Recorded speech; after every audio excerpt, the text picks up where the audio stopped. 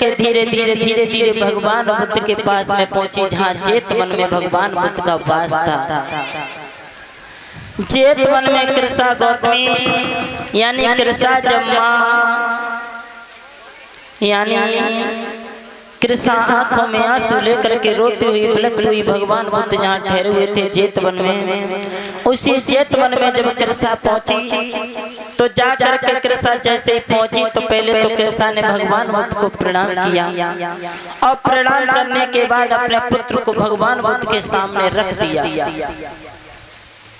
अपने पुत्र को भगवान बुद्ध के सामने जब कृष्णा ने रख दिया तो कृष्णा कहने लगी, भगवान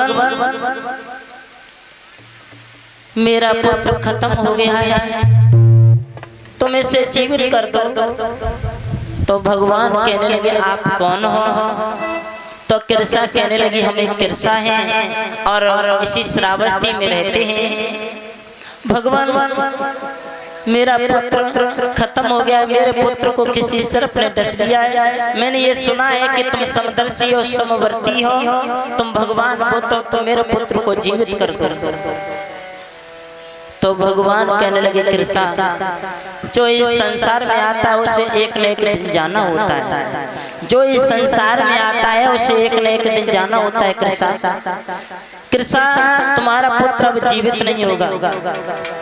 कृष्णा हाथ जोड़ करके कहने लगी, भगवान मेरा पुत्र क्यों जीवित नहीं होगा?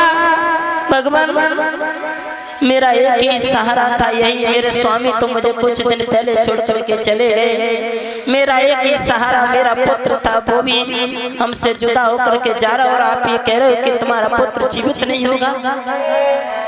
स्वामी अगर मेरा पुत्र जीवित नहीं हुआ तो मैं जी नहीं पाएंगे, क्योंकि मेरे पुत्र के अलावा मेरे इस दुनिया में कोई नहीं है। स्वामी हे भगवान मेरे पुत्र को जीवित कर दो। भगवान कहने लगे, कृष्णा बोलो। कृष्णा हाँ भगवान। कृष्णा इंसान के अंदर 4 महाभूति शक्तियां होती हैं। इंसान के अंदर 4 तत्व होते हैं, 4 तत्व, और जब वो इंसान के अंदर से वो 4 तत्व जब निकल जाते हैं कृष्णा, तो वो इंसान खत्म हो जाता है। कृष्णा तुम्हें नहीं मालूम, इंसान का जो शरीर है वो एक मिट्टी की भांति, मिट्टी की भांति इंसान के शरीर में एक मिट्टी होती है, और दूसरा जो इंसान के अंदर होता है उसे कहते हैं पानी। इंसान के अंदर पानी है, पहली मिट्टी है, दूसरा पानी और तीसरी हवा होती है। कृष्णा जो हम लोग सांस लेते हैं ये एक हवा होती है, हवा, और हमें जो ऊर्जा मिलती है, जो पावर होता है, जो शक्ति होती है, जो अग्नि होती है, हमारे अंदर एक ऊर्जा है, एक अग्नि है। हमारे अंदर ये 4 महाभूतियां शक्ति होती हैं। पहला भगवान बुद्ध ने बताया मिट्टी, हवा, पानी और अग्नि। हे प्रकृति, हे कृष्णा बोलो भगवान तेरे पुत्र के अंदर से ये 4 तत्व निकल गए हैं।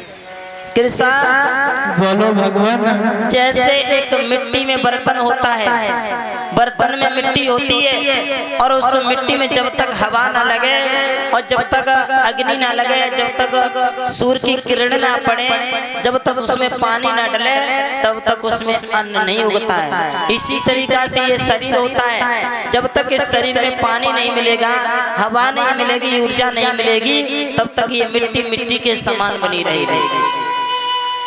बेटी मेरी बात मानो, इस मिट्टी से ये 3 तत्व निकल गए हैं। 4 तत्व मिलकर के एक शरीर बनता है। उस शरीर में मिट्टी होती है बेटी, हवा होती है, पानी होती है और अग्नि होती है। ये 4 तत्व जो थे वो अपनी अपनी जगह पर रह गए हैं। पानी पानी में जाकर के मिल गया है, हवा हवा में जाकर के मिल गई, और अग्नि अग्नि में जाकर के मिल गई है, और मिट्टी तो ये शरीर बना हुआ डला, ये मिट्टी है बेटी। तुम्हारा पुत्र जीवित नहीं होगा। क्या भगवान? और ये बात सही है हमारी माता बहनों। आप लोग प्रैक्टिकल करके देखना है, घर पे जाओ तो एक बर्तन लेना, बर्तन, और बर्तन में मिट्टी को रखना और उस मिट्टी में आप हवा नहीं लगने देना, पानी मत डालना, कोई अन्न मत डालना और कोई अग्नि नहीं लगने देना, यानी ऊर्जा नहीं मिलने देना। तो उस मिट्टी में कोई अन्न जम सकता है? उस मिट्टी में जब तक हवा नहीं लगेगी, जब तक पानी नहीं डलेगा, जब तक ऊर्जा नहीं मिलेगी, तब तक उस मिट्टी में कोई अन्न नहीं जम सकता। इसी तरीका से ये शरीर है, ये शरीर मिट्टी है। इस मिट्टी में जब तक पानी नहीं होगा, हवा नहीं होगी, ऊर्जा नहीं होगी, तब तक ये मिट्टी का शरीर चल नहीं सकता। ये किसी ईश्वर या भगवान की देन नहीं होती है, ये हमारा शरीर 4 तत्वों से मिलकर के बना है।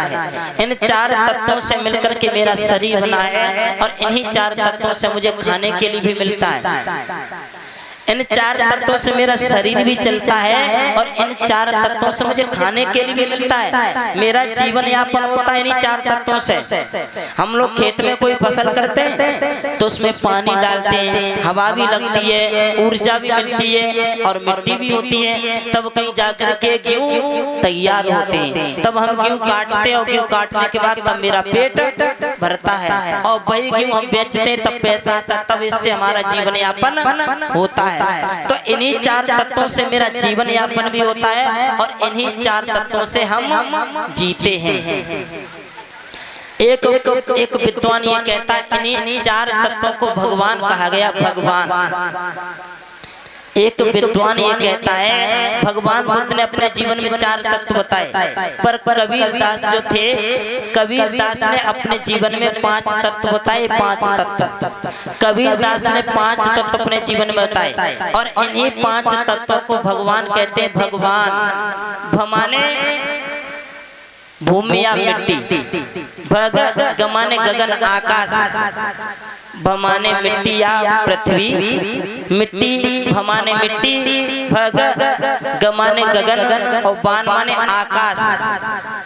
वैसे गमाने एक नीर भी होता है, भगवान भावट्टी होती है सबसे पहले, भावट्टी माने होता है पृथ्वी और पृथ्वी एक मिट्टी के समान होती है। भग गमाने होता है नीर, वो गमाने गगन, गगन माने आकाश होता है और भगवा माने वायु हवा, जो भगवाप है जो आ चढ़ा होता है उसे वायु कहते हैं। बा माने वायु जो मतलब जो हवा हम लोगों को मिलती है और न भगवान, न माने नीर, भगवान। ये 4-5 तत्व मिलकर के हमारा शरीर इनसे ही चलता है और इन्हें हम लोग भगवान कहते हैं। बोली भगवान बुद्ध की।